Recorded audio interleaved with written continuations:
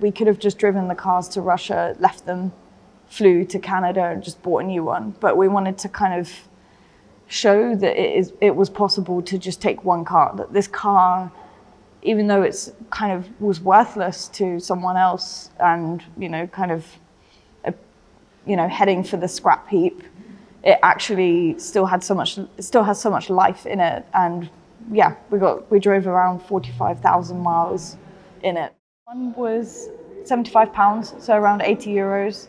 The other was £150, so maybe 160 euros.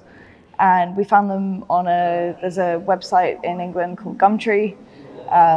We were just searching, you can change the filters, so we changed it to the cheapest, cheapest first.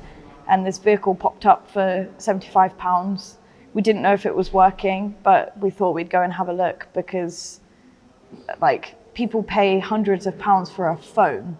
We could have a car for £75. We thought it was worth the risk to go and have a look. It's honestly quite easy to drive everywhere. People think certain countries are too far away, whereas actually driving's fine. It's when you get there and you need to have the right insurance or the right paperwork.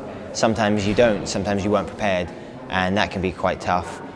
But I think the biggest adventure for me was learning that if you're polite and you just commit, you can get through anything. And so, we turn up at a country and we don't have any of the right documents, but we're polite and we ask what we need and then we get what we need, and then because we're polite, they help us more, and we got around the entire world just being friendly and just being open-minded, I guess. We had multiple breakdowns. Most of them were self-inflicted, I guess, from hitting too many potholes. We needed new tires, new wheels.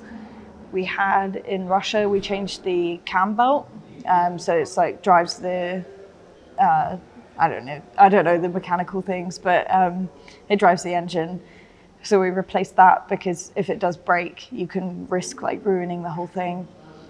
We got the suspension changed quite a few times because we had the car so overloaded and it's not designed for that.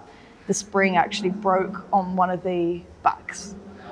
So we had to replace that, and you normally replace them in pairs. So we had they turned into Frankenstein cars by the end of it because they had all these parts from all over the world that didn't really fit. When we were in Kazakhstan, we broke down in the middle of the desert. And it took us quite a while to get help because we were in the middle of nowhere. We ended up finding an old Soviet oil refinery that's now a Kazakh oil refinery now. But basically, they sent a car out, towed us back in, fixed us up. Didn't ask anything for it. Kazakhstan, I'd heard such bad things about it before I went, so I was quite nervous. And when I got there, the people's kindness just blew us away. They were friendly, they were hospitable. You couldn't go one day without someone trying to give you free things because they don't often get tourists in certain parts. And it was the biggest adventure of my life. All happened in Kazakhstan. People still live very humble, basic lives, and I don't know. I guess it gave me more of a perspective of what's really important and what isn't.